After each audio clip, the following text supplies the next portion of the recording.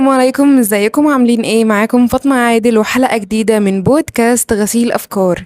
النهاردة أنا جاية أتكلم عن البنوتة اسمها هايدي.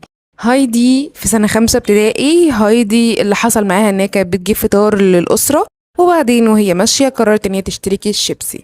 هايدي لما راحت تشتري كيس شيبسي، وقبل ما تروح تدفع للراجل ال5 جنيه شافت راجل غلبان جاي قدامها، فقررت ان هي تسيب كيس الشيبسي تاني مكانه وتدي للراجل المسكين ال5 جنيه.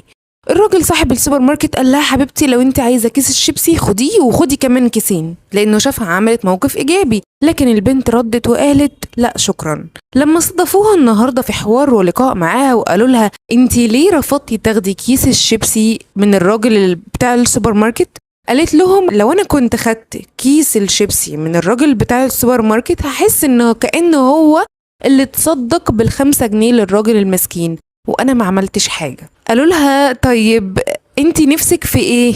نفسك في ايه؟ عايزة ايه؟ طيب نجيبهولك، او عايزة اي حاجة قولي. قالت لهم لا، انا بابا وماما مش حارميني من اي حاجة.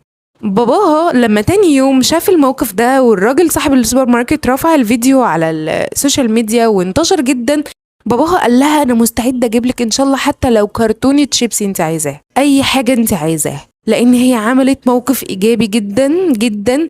انت ما كنتيش تعرفي ان في كاميرا بتصور ومع ذلك عملتي الموقف ده. ناس كتير جدا في السوشيال ميديا بتطلع قدام الفيديوهات بتفضل تعمل الحركات دي، ان هي تدفع وتساعد وتتصدق وتدي فلوس هنا وتدي فلوس هنا وتعمل خير وتوزع وجبات، وهم بيصوروا وبيقولوا احنا بنعمل كذا. ولكن الصدقة المخفية اللي هايدي عملتها رغم ان هي وبتقول كمان على ال5 جنيه بتاعتها دي حاجة بسيطة جدا جدا جدا، يعني بالنسبة ليا دي حاجة صغيرة قوي، انا ما عملتش حاجة كبيرة. وكمان شايفة ان اي حد فينا ممكن لو هو يقدر يساعد اي حد غلبان يعمل كده، ولو ما قدرش او مش قادر ان هو يساعد فممكن يقول له كلمة حلوة. المهم ان احنا ما نزعلهمش. هايدي انتي بجد جبتي الكلام ده منين؟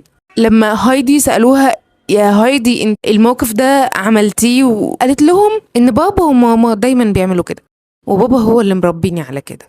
بابا وماما عرفوا يربوا يا هايدي. انتي بجد انسانة تستحقي ان مليون مش مليون 100 مليون مصري يشجعك ويدعمك.